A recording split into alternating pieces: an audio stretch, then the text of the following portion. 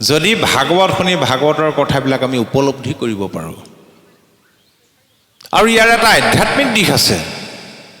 আধ্যাত্মিক দিশটো হ'ল বহিৰ্জগতত দেখিলে আমি সপৰিয়ালে আছোঁ, হয়নে বাৰু? পুত্ৰ ভাইজা ধন ধন, ককাই ভাই বংশ পৰিয়াল। কিন্তু আধ্যাত্মিক জগতে কি ক'লে? তুমি সদায় অকলশৰীয়া মনত ৰাখিবা। এইটো কেতিয়া উপলব্ধি কৰিবা? তোমাৰ এতিয়া পুত্ৰ ভাইজা ধন ধন, মাটি বাৰী, ঐশ্বৰ্য বিভূতি নদন বদন হৈ আছে, সৰ্বস্ব থাকিলেও মনত ৰাখিবা এদিন নহয় এদিন কিন্তু তুমি অকলশৰীয়া জীৱন কটাবই লাগিব। গতিকে ভাগৱতৰ ভাৱটো এইটোও ভাবিবলৈ কৈছে, নিজক ভাবিবলৈ কৈছে। সদায় নিজক ভাবা। যি নিজক চিনি নাপায় সি কাকোৱে চিনি নাপায়। নিজৰ জীৱনটোক এবাৰ ভাবা, কি পালা কি নাপালা। আশা পূৰ হৈছেনে? আশা কেতিয়াও পূৰ নহয়। এতিয়া যিসকল লোকে মাহে 50,000 টকা দৰমহা পায়, মনে মনে ভাবি থাকে 70 মান হৈ যোৱা হ'লে কথাই নাই, পিছৰ মাহৰ পৰা 70,000 দৰমহা দিয়কচোন বাৰু, 2 মাহ দৰমহা লোৱাৰ পিছত ভাবিব একে পুৰাপুৰি এটাই হৈ যোৱা হ'লে। এতিয়া অইলত যিসকলে চাকৰি কৰে, মই এনেকুৱা পাইছোঁ 2 লাখ, 2.5 লাখ, 3 লাখ, 3.5 লাখলৈকে টকা পায়। আতেনে বাৰু? কেতিয়াও নাতে। গতিকে এই সংসাৰখনত আহিলে আশা অপূৰণীয়, বিষয় সুখবিলাক হ'ল অতৃপ্ত। তোমাৰ এতিয়া সৰ্বস্ব থাকিলেও তুমি এদিন নহয় এদিন অকলশৰীয়া হ'ব। কেতিয়া? যেতিয়া কিচকিচিয়া ক'লা চলি মৰা পাতৰ নিচিনা বগা হ'ব। হ'ব নাই বাৰু? হ'বলৈ নাই আৰু, ৰংবিলাক ওলাল বুলি, হয়নে? কাণেৰে নুশুনা হ'বা, চকুৰে নেদেখা হ'বা, টকৌ গুটি চুপা তাত হুলুক ধুলুক হ'ব। আইসকলে ছাল কেঁচটা মিহিকৈ ৰাখিবলৈ কিমান দামী দামী ক্ৰীম ব্যৱহাৰ কৰে, হয়নে বাৰু? সুতুৰা সুতুৰি হ'ব এদিন। বিচনাতে মলমূত্ৰ যাব, ভিতৰতে থুক হেকাই পেলাবলগীয়া হ'ব, দুজনে বাথৰুমলৈ ধৰি ধৰি নিবলগীয়া হ'ব। তেতিয়া তুমি উপলব্ধি কৰিবা অকলশৰীয়া তুমি। আগৰ দৰে বাকীবিলাক সদস্যই আদৰ নকৰা হ'ব। যদি পুঁজিটোত অকণমান থাকে তেতিয়া আলবিচান ধৰিব, সেইটো আশাত। শূন্য হ'লে কিন্তু পিতেকে ক'ব আৰু দেউতাৰ কষ্ট দেখি বৰ দুখ লাগিছে, ইমানতে ঈশ্বৰে লৈ যোৱালে, তাৰমানে সি আজৰি হ'লহেঁতেন। এই অৱস্থাটো কিয় হ'ব? দকে ভাবা। যিদিনাখন তুমি সংসাৰলৈ আহিছিলা অকলে অকলে আহিছিলা, মাজত ধৰি মাটি বাৰী পুত্ৰ ভাইজা ধন ধন অজস্ৰ পালা। যিদিনাখন যাবলগীয়া হ'ল মাজত ধৰি পোৱা বস্তু মাজতে এৰি থৈ তুমি অকলে অকলেহে গমন কৰিব লাগিব। আৰু সেই কালচোৱাকে ভাগৱতে কৈছে পৰলোক। মৃত্যুৰ পিছৰ কালটোকে ভাগৱতে পৰলোক বুলি কোৱা নাই। ঐ উপজিলা একেশ্বৰ পাছে ভৈলা বাৰী ঘৰ, কাহাক সংগতনি বামৰি, থাকিবে কৈটো স্থানে যত ধন জন মানে, কি কমৰা ভাষ ভূষ কৰি। সেই সময়ত তোমাক কিহে উদ্ধাৰ কৰিব, ৰক্ষা কৰিব? পুত্ৰ দ্বাৰা ধন শৰীৰ স্বজন, মৰিলে লগে নাযায়, হৰিৰ ভকতি পৰম সম্পত্তি, ইহ পৰলোকে পাই। আজি ভকতৰ সংগলৈ আহি কৃষ্ণ কথা শ্ৰৱণৰ যোগেদি যিটো সম্পত্তি ঘটিলে এইটো হ'ল পৰম সম্পত্তি। আজি যে আপুনি অকণমান ঈশ্বৰতহে কিছু অৰ্থ ব্যয় কৰিছে, আমাৰ নিজৰ কাৰণে সময় নাই, ঈশ্বৰতহে যে আমি সময় খৰচ কৰিছোঁ, ইয়াৰ উচিত মূল্য এদিন নহয় এদিন ঈশ্বৰে আপোনাক দিবই, সেইটো সময়ত দিব। এই পৰম সম্পত্তিয়ে ইহকাল পৰকাল উভয় কালতে আপোনাক উদ্ধাৰ কৰিব। এই বাকীবিলাকে বোলে আপোনাক সকলোৱে এৰিব। পুত্ৰ ভাইজা সবে এৰে, মৃতক জনক মৰিলে ওলাগ পাই, বান্ধৱ কৃষ্ণ। পুত্ৰ ভাইজা সকলোৱে এৰিব আপোনাক, কিন্তু কৃষ্ণই কিন্তু আপোনাক মৰাৰ পিছতো নেৰে। তেওঁৰ লগত যদি আপুনি সম্বন্ধটো ৰক্ষা কৰিব জানে। এতিয়া আমাৰ অৱস্থাটো কি হ'ল বাৰু? আপোনালোকে বৰশী টোপাই পাইছেনে কেতিয়াবা? পাইছে বাৰু বৰশী। খালী বৰশীটো দিলে মাছে গিলে নিগিলে? কেলে নিগিলে? ভয় কৰে বৰশীটো দেখিলে, হয় নহয়, লাগি ধৰোঁ বুলি। বৰশীটো যেতিয়া টোপেৰে ঢাকি দিব, তাত টোপটো মিঠাই মিঠাই খাই টোপুককৈ গিলি থৈ দিয়ে, পিছত কি অৱস্থা হয়? আমাৰ অৱস্থাটো সেইটোৱে হৈছে। আমি বৰশীটো নাই দেখা। আমি পুত্ৰ ভেজা ধন ধন মাটি বাৰী, এইটো অলপ টোপ নেকি মহাত্মা গান্ধী মাৰ্কা থকাটো, হয়নে বাৰু? সেইটো পালে কি লাগে বাৰু? ভোক পিয়াহো নলগা হয় মানুহৰ। গতিকে আমাৰ অৱস্থাটো সেই টোপ খাওঁতে খাওঁতে বৰশীত লাগি লাগি গৈ আছোঁ, গমেই পোৱা নাই। প্ৰথমে মধুৰ লাগে, দুখ লাগে পাছে, নজানি বৰশী যেন গিলি মৰে মাছে। এতিয়া আমাৰ অৱস্থাটো সেইটো হৈছে। গতিকে ভাগৱতে আমাক বৰশীটো দেখুৱাই দিছে। চোৱা, কপিল প্ৰভুৱে মাতৃ দেৱহতী ক'লে, হে মাতৃ, ভক্তি এবিধ হেই নিৰ্গুণ ভক্তি। গতিকে তুমি কি কৰা? জ্ঞানে কৰ্মে তীৰ্থে ব্ৰতে নকৰিয়া মন, সুদৃঢ় বিশ্বাসে লৈও মুহূৰ্ত শৰণ। জ্ঞান কৰ্ম তীৰ্থ ব্ৰত এইবিলাকত মন নকৰিবা। এইবিলাকে তোমাক উদ্ধাৰ কৰিব নোৱাৰে। মোৰ চৰণত শৰণ লোৱা। জ্ঞান কৰ্ম মানে আগতে কৈ গ'লোঁ, যি দুটা বস্তু ভগৱন্ত কৃষ্ণই লগত লৈ গুচি গ'ল, আমাৰ সেইটো চিন্তা কৰিবলগীয়া ভাবিবলগীয়া একো কথা নাই। তীৰ্থ, দেৱতো তীৰ্থটো কৰি ভকতেহে বৰ, ভকতক ভজিলে গুচে কৰ্মজৰ। তীৰ্থত কৰি বোলে ভকত শ্ৰেষ্ঠ। ঐচ্যুতৰ সন্ত কথা যি স্থানে আশ্ৰয়, গংগা গয়া বাৰাণসী তহিতে থাকয়। যমুনা নৰ্মদা গোদাবৰী তীৰ্থ যত, সৰস্বতী আদি কৰি বহন্ত সমস্ত। য'তেই কৃষ্ণ নাম আছে, য'তেই কৃষ্ণ কথা শ্ৰৱণ কীৰ্তন হৈ আছে, তাতেই যমুনা নৰ্মদা গোদাবৰী গংগাকে আদি কৰি যিমান তীৰ্থ আছে বোলে সমস্ত আজি বৈ আছে ইয়াত। সেইকাৰণে ভকত তীৰ্থ শ্ৰেষ্ঠ।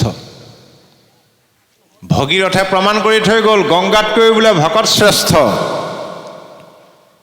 ভগীৰথৰ পূৰ্বপুৰুষসকলে যেতিয়া সাপাগ্ৰস্ত হৈ শিল হৈ আছিলে, তাৰ পৰা পৰিত্ৰাণ পোৱাৰ উপায় ঋষিসকলে দিছিলে। যদি গংগাক কোনোবাই মৰ্ত্যলৈ নমাই আনি তেওঁলোকক স্পৰ্শ কৰাব পাৰে, সাপৰ পৰা পাপৰ পৰা মুক্ত হ'ব। এই কথাটো জানি বহুকাল ধৰি ভগীৰথে গংগাক স্তুতি প্ৰাৰ্থনা কৰি আছিলে। একালত গংগাদেৱী সন্তুষ্ট হৈ ভগীৰথক ক'লে যে, বোপা ভগীৰথ, তোমাৰ স্তুতি প্ৰাৰ্থনাত মই পৰম সন্তুষ্ট হৈছোঁ, তোমাক কি বৰ লাগে? তেওঁ ভগীৰথে ক'লে, হে মাতৃ, তুমি যদি মোৰ প্ৰতি সদয় হৈছা, তেন্তে তুমি মৰ্ত্যলৈ নামি আহি মোৰ পূৰ্বপুৰুষসকলক স্পৰ্শ কৰি তেওঁলোকক পাপৰ পৰা উদ্ধাৰ কৰিব লাগে। তেতিয়া গংগাদেৱীয়ে ক'লে, ঠিক আছে, তোমাৰ কথা মতে মই মৰ্ত্যলৈ নামি গৈ তোমাৰ পূৰ্বপুৰুষসকলক স্পৰ্শ কৰিম। মোৰ পৰশ পালে তেওঁলোক পাপৰ পৰা উদ্ধাৰ হ'ব, তেওঁলোক শুদ্ধ হ'ব। কিন্তু তেওঁলোকৰ পাপবিলাক আহি মোৰ গাত জমা হ'বহি, মই পিছত কেনেকৈ শুদ্ধ হওঁ? গংগাদেৱী বুলিলন্ত শুনা বাপু ভগীৰথ, হৰিবোষ বাৰু পাপচয়, মই কেনমতে শুদ্ধি হৈব নজানো বুদ্ধি, কৈও বাপু ইহাৰ নিৰ্ণয়। ভগীৰথে ক'লে, হে মাতৃ, তুমি অকণো ডৰ নকৰিবা, ভয় নকৰিবা। তোমাক যেতিয়া কৃষ্ণৰ একান্ত ভকতে স্পৰ্শ কৰিব, ভকতৰ স্পৰ্শ পালে তুমি লগে লগে পবিত্ৰ হৈ গুচি যাবা। শুনি ভগীৰথে পাছে বুলিলা গংগাৰ আগে, শুনামাৱ বচন আমাৰ নকৰিবা তুমি ডৰ, তজু পাপ নিৰন্তৰ, সাধু সবে কৰিবে সংহাৰ।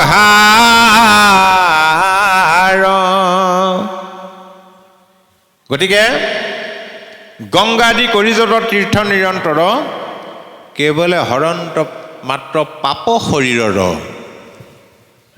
গংগাকে আদি কৰি যিমানবিলাক তীৰ্থ আছে সেইবিলাকে শৰীৰৰ পাপটোহে হৰণ কৰে, তাৰমানে শৰীৰৰ মলিটোহে দূৰ হয়।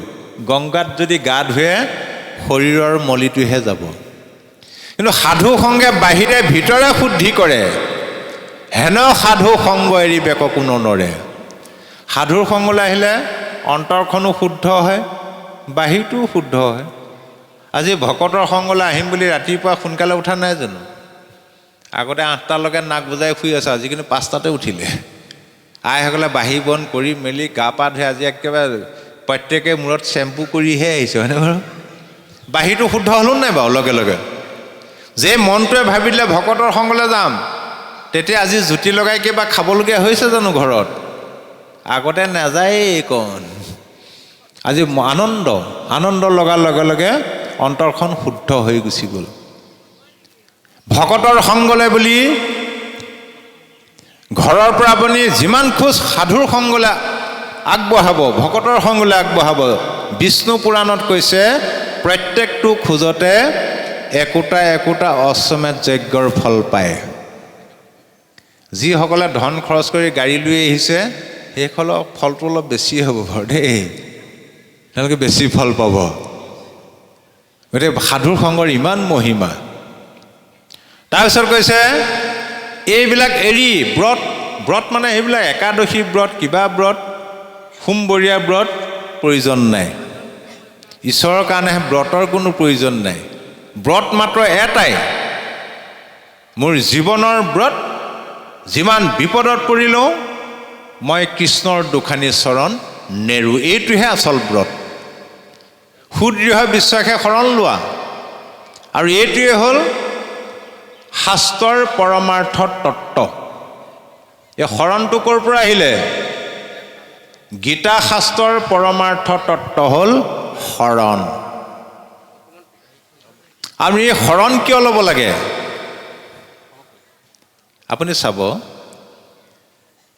আপোনাৰ দুটা ল'ৰা আছে, এটা ল'ৰাক স্কুলত নাম ভৰ্তি কৰিলে, এডমিশ্যন দি দিলে পঢ়িবৰ কাৰণে, এটাক আকৌ তই ঘৰতে কাম বন কৰিবি। আগৰ দিনত তেনেকুৱাই আছিলে, ঘৰত কাম কৰিবলৈ এটা ৰাখে নহয়, স্কুললৈ নপঠিয়াই। যিটোক আপুনি স্কুলত নাম ভৰ্তি কৰি দিলে সেইটো বছৰে বছৰে ফেইল কৰে, পঢ়িবই নোৱাৰে। যিটোক আকৌ ঘৰত আপুনি ৰাখি দিলে কাম কৰিবলৈ, সি সেই ককায়েকৰ কিতাপবিলাক পঢ়া শুনি শুনি শুনি শুনি গোটেই কিতাপ মুখস্থ হৈ গ'ল। ককায়েকে পৰীক্ষা দি যিখন প্ৰশ্ন কাকত আনে, ঘৰত থকাটোহে টপ টপকৈ উত্তৰ কৰি দিব পাৰে। কিন্তু যিটোক আপুনি স্কুলত এডমিশ্যন নিদিলে, যিমান পঢ়াত চোকা হ'লেও সি কিন্তু ফেইল কৰা চাৰ্টিফিকেটখনো নাপায়। পাবনে বাৰু? কিন্তু এডমিশ্যন দিয়াটোৱে ফেইল কৰা চাৰ্টিফিকেটখন হ'লেও পাব। এই শৰণটো হ'ল আধ্যাত্মিক জ্ঞান লাভৰ কাৰণে আধ্যাত্মিক জগতত, আধ্যাত্মিক স্কুলত লোৱা এডমিশ্যন। যেনেদৰে এতিয়া খেতি কৰিব নহয়, খেতি দিন আহি আছে, কঠীয়াটো নহ'লে খেতি কৰিব পাৰিব জানো? যিকোনো খেতি কৰিবলৈ হ'লে তাৰ বীজটো লাগিবই। এই ভক্তি হ'ল এটা খেতি। ভক্তিৰূপী খেতি কৰিবলৈ হ'লেও তাত এটা বীজ আছে, সেই বীজটো লাগিব। কিন্তু ভক্তিৰ বীজটো কি? ভকতিৰ বীজ শৰণেহে নিজ, প্ৰেমানন্দতাৰ ফল, শৰণ বিনাই ভকতি কৰই, এৱাঘতে যেন জল। ভক্তিৰ বীজটো হ'ল শৰণ। আৰু এইটোৱে হ'ল গীতা ভাগৱতৰ মূল মন্ত্ৰ। গীতাৰ সৃষ্টি কেনেদৰে হ'ল? তাৰমানে কৃষ্ণত শৰণ লৈ তেওঁক ভক্তি কৰাৰ মূল লক্ষ্য উদ্দেশ্য হ'ল আমাৰ শত্ৰুবিলাকক দমন কৰিব লাগে। এতিয়া আমাৰ শত্ৰু কোনবিলাক? অৰ্জুনৰ কথা মতে ভগৱন্ত কৃষ্ণদেৱে যেতিয়া কুৰু পাণ্ডৱৰ উভয় পক্ষৰ মাজত ৰথ ৰখাই দিলে, গুৰু দ্ৰোণাচাৰ্য পিতামহ ভীষ্মকে আদি কৰি আত্মীয় স্বজন ককাই ভাই বংশ পৰিয়াল ইষ্ট মিত্ৰ কুটুম্ব দেখি অৰ্জুনৰ হাত ভৰি কঁপনি উঠিল, হাতৰ পৰা গাণ্ডীৱ সৰি পৰিলে। কৃষ্ণই ক'লে, হেৰা কি হৈছে? বোলে মই কেনেদৰে এওঁলোকক হত্যা কৰিম? লাগিলে ভিক্ষা মাগি খাম মই, তথাপি এইটো কাম কৰিব নোৱাৰোঁ। কৃষ্ণই ক'লে, হেৰা সখী, তুমি সন্মুখত যিমানবিলাক দেখিছা সকলোবিলাক তোমাৰ প্ৰকৃততে শত্ৰুহে। এইবিলাকক তুমি নিপাত কৰিবই লাগিব। কিন্তু মনত ৰাখিবা, এইবিলাক হ'ল বহিৰ্জাগতিক শত্ৰু। আচল শত্ৰুকেইটা কিন্তু তোমাৰ লগতেই আছে। অৰ্জুনটো চক খাই গ'ল। ৰাম অজিত ইন্দ্ৰিয়জাৰ বিষয়ত বুদ্ধি, আচুক সকামী নিষ্কামীৰো নাহি সিদ্ধি। আচল শত্ৰুকেইটা হ'ল তোমাৰ আভ্যন্তৰীণ শত্ৰু। কোনকেইটা? মনসহিত ইন্দ্ৰিয়বিলাক, যিবিলাকে ইন্দ্ৰিয়ৰ বহিৰ্মুখী প্ৰবৃত্তিবিলাক আত্মামুখী কৰিব পৰা নাই। সকামীবিলাকতো বাদ দিয়া, নিষ্কামীবিলাকেও সাধনাত সিদ্ধি লাভ কৰিব নোৱাৰে। তেতিয়া অৰ্জুনে কথাটো ভবাই নাছিলে, কল্পনাও কৰা নাছিলে। তেতিয়া অৰ্জুনৰ মনত অসন্তোষ আহি গ'ল। ঐ হেন শুনি অসন্তোষ কৰন্ত অৰ্জুন, ইন্দ্ৰিয়ক বশ্য কৰি বাক পাৰে কোন। হে সখী, কি অসম্ভৱ কথা কৈছা। ইন্দ্ৰিয়কনো কোনোবাই বশ্য কৰিব পাৰে নে? হয়তো আমি জীয়াই থাকিবলৈহে খাব লাগে। এই পেটটো ভৰাবৰ কাৰণে জিভাখনকে চাওকচোন বাৰু, কিমান জুতি বুদ্ধিলে চেলেকিবলৈও লাগিব, চুবাবলৈও লাগিব, চকু পানী ওলাই যাবগৈ নহয়। তথাপি মনটো আমাৰ এনে চঞ্চল, তাতে আকৌ দশইন্দ্ৰিয় লগ পালে। ভাবকচোন বাৰু, এনে মন চঞ্চল ইন্দ্ৰিয় পাইলে সংগ, যেন নাতি নিৰবিহা বুঢ়ী কৰে ৰংগ। আমাৰ মনটো এনে চঞ্চল, তাতে আকৌ দশইন্দ্ৰিয় লগ পালে এনে বুঢ়ী নাচনী বোলে তাতে নাতিনীয়েকৰ বিয়া। ঐ অৰ্জুনে বুলন্ত শুনি দুপতি, মনক জিনিবে পাৰে কাৰ শক্তি। হে সখী, কাৰ শক্তি আছে মনক জয় কৰিব পাৰে? হে ৰামকৃষ্ণে বোলে, সখী তুমি নকৰিবা ভয়, অভ্যাসতে ইন্দ্ৰিয় বশ্য আপুনি হেৰা সখী, ভয় নকৰিবা, অভ্যাস কৰা। অভ্যাস কৰোঁতে কৰোঁতে কৰোঁতে মনসহিত ইন্দ্ৰিয়বিলাক নিজে নিজে বশ্য হৈ গুচি যাব। এতিয়া আমি অভ্যাস কেনেদৰে কৰিম? কৰ্ম মাৰ্গৰ কথা ক'লে, সকাম কৰ্ম, নিষ্কাম কৰ্ম এইবিলাক ক'লে। জ্ঞান মাৰ্গৰ কথা ক'লে, তুমি নিৰ্জন স্থানলৈ গুচি যোৱা, গছৰ তলত বহি নাসিকাৰ অগ্ৰত দৃষ্টি থৈ এই নিৰ্গুণ নিৰাকাৰ ব্ৰহ্মক চিন্তা কৰা। কিন্তু মনত ৰাখিবা হে সখী, জ্ঞান মাৰ্গ কৰ্ম মাৰ্গ একেবাৰে দুষ্কৰ, অসম্ভৱ। তাৰপিছত ভক্তি মাৰ্গৰ কথা ক'লে দ্বাদশ অধ্যায়ৰ পৰা। শেহত কি ক'লে? হে সখী, তোমাক মই কৰ্ম মাৰ্গৰ বিষয়ে ক'লোঁ, জ্ঞান মাৰ্গৰ বিষয়ে ক'লোঁ, ভক্তি মাৰ্গৰ বিষয়ে ক'লোঁ। আৰু এই তিনিটা মাৰ্গৰ ভিতৰত একেবাৰে সহজ সৰল মাৰ্গটোৱে হ'ল ভক্তি মাৰ্গ। সেইটোৱে মোৰ সন্মত। গতিকে তুমি কিবা এটা কৰা, এতিয়া যিটোকে পচন্দ সেইটোকে কৰা। অৰ্জুনৰ মন খেলি মেলি, কি কৰোঁ কি নকৰোঁ, কি কৰোঁ কি নকৰোঁ। অন্তৰ্যামী ভগৱন্ত কৃষ্ণদেৱ অৰ্জুনৰ মনৰ ভাৱ বুজি পাই ক'লে, হে ৰাসখী, তোমাক মই ইমান তন্নকৈ বিতংকৈ কোৱাৰ পিছতো তুমি সিদ্ধান্তলৈ আহিব পৰা নাই। তেতিয়াহ'লে তুমি এটা কামকে কৰি পেলোৱা। বোলে কি কৰোঁ? একোৱে কৰিব নালাগে, মাত্ৰ তোমাৰ সেই খেলি মেলি লাগি থকা মনটো তুমি মোৰ চৰণত অৰ্পণ কৰি দিয়া। মোতে মাত্ৰ সদা দিয়া মন মোৰ ভক্ত হোৱা সৰ্বক্ষণ, মোকে পূজা মাত্ৰ মোকে কৰা নমস্কাৰ।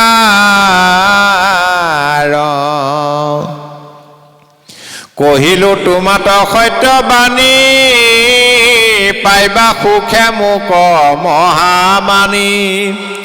তুমি প্ৰিয়তম সুহৃদ সখী আমাৰ,